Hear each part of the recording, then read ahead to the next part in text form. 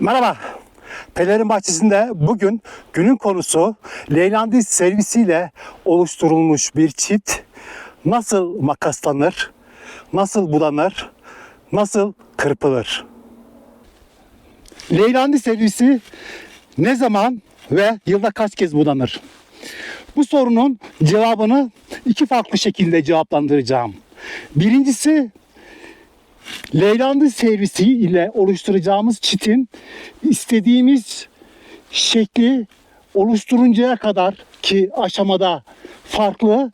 Leylandi serimizle çiti oluşturduktan sonraki budama işlemlerimiz farklı.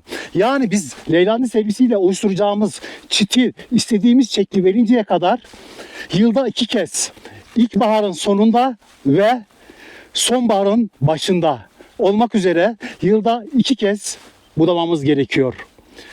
Leylandi servisini oluşturacağımız çit istediğimiz şekli aldıktan sonra yılda bir kez büyüme sezonunun sonunda, yani ilkbaharın sonunda bir kez budamamız yeterli olacaktır. Sizlerle az sonra solit, yani duvar şeklinde bir çitin makaslaması nasıl yapılır? Budama ve kırpma işlemine geçmeden önce bu iki leylandi arasındaki mesafelere bakıyorum. Bu iki leylandi arasındaki mesafe gayet iyi. Bakın, aralıklar dolu. Dolayısıyla burada bir budama ve kırpma işlemi bu iki leylandi arasında yapmayacağım. Hemen bir yan tarafa geçiyoruz. Bu iki leylandi arasında mesafe fazla, yani iki leylandi arası tam kapatmamış. O yüzden bir kez burada kesme işlemi yapacağım. Hemen şu kısma geçiyoruz. Burada görmüş olduğunuz gibi yaklaşık 30 santimetrelik bir mesafe var. Dolayısıyla bu mesafede de yine dikey olarak 2 kesim yapacağım. Ve son olarak da şu iki leylandi arasına baktığımız zaman yine aradaki mesafe çok fazla. Burada yine 2 kesim yapacağım. Evet, ilk dikey kesimimi yapıyorum. Alt noktadan itibaren yukarı doğru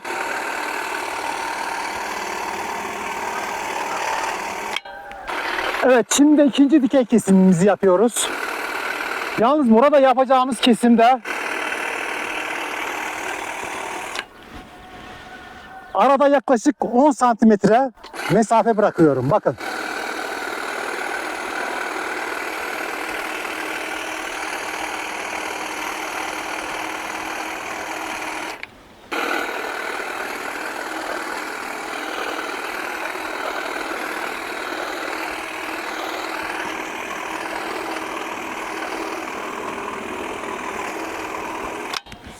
Şimdi son kesimimi yapıyorum.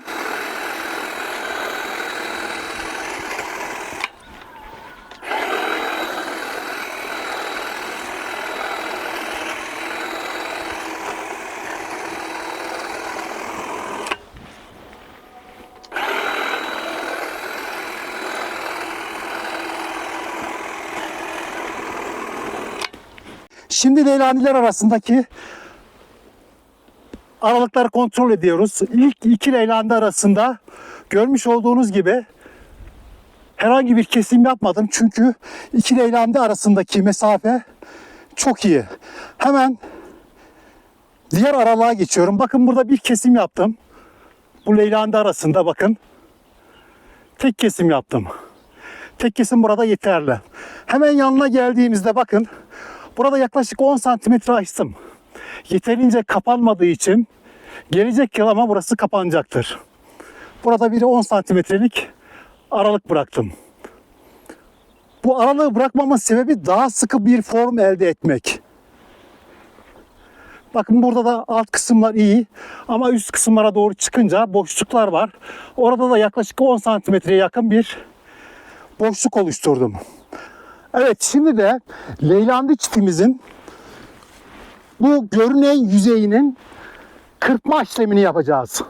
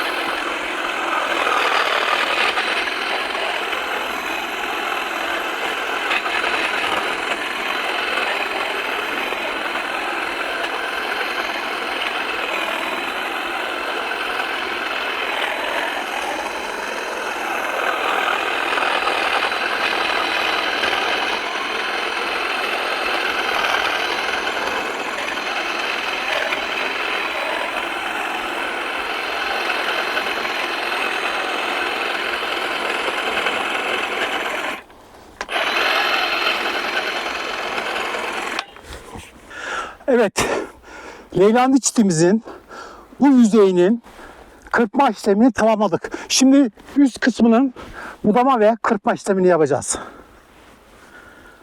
Evet, şimdi üst kısmın kırpma işlemini yapıyorum.